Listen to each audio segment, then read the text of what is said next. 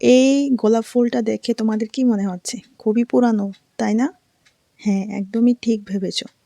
আমার একজন খুবই প্রিয় মানুষ যে কিনা আজ থেকে ঠিক 1 বছর আগে 2023 সালে আমাকে এই গোলাপটি গিফট করেছিল ভ্যালেন্টাইন্স উইকে।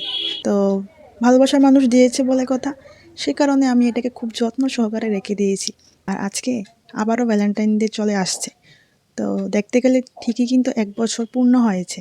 আমাদের ভালোবাসা কত বছর সেটা না হয় পরেই বললাম, কিন্তু এই গোলাপটির কিন্তু 1 বছর পূর্ণ হয়ে গেছে। কি তাই তো? তো আমি মনে করি কাছের কেউ যদি কোনো গিফট দেয় সেটাকে খুবই যত্ন সহকারে রাখা দরকার। তো দেখতেই পাচ্ছ গোলাপটা কিন্তু একদম শুকিয়ে গেছে, কিন্তু তারপরও আছে মেমোরি হিসাবে। দেখি আর কতদিন রাখতে পারি। যেহেতু 1 বছর কমপ্লিট করেছি, মনে হয় সেটাই অনেক। যদিও এখন আমরা অনেকেই বুকে গিফট করি, কিন্তু সেগুলি খানিক সময়ের জন্য, তারপর আমরা কিন্তু সেটাকে ফেলে দিই। খুব কম সংখ্যক মানুষ থাকে যারা ছোট্ট একটা উপহারও খুব যত্ন সহকারে রাখে। তো এটা কিন্তু আমার কাছে খুবই প্রিয়। তো এখন একটু পড়াশোনা করতে হবে, কোনটা ফেলে কোনটা পড়বো কিছু বুঝতে পারছি না।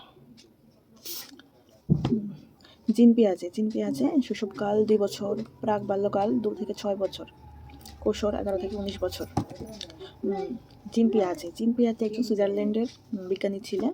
তিনি কগনিশন ডেভেলপমেন্টের উপর একটা তত্ত্ব দিয়েছিলেন, থিওরি, যেটা পাবলিশ হয়েছে 1952 সালে।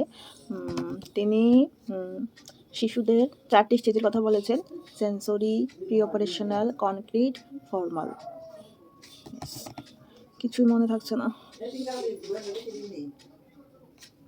কত বড়! ও মাই গড।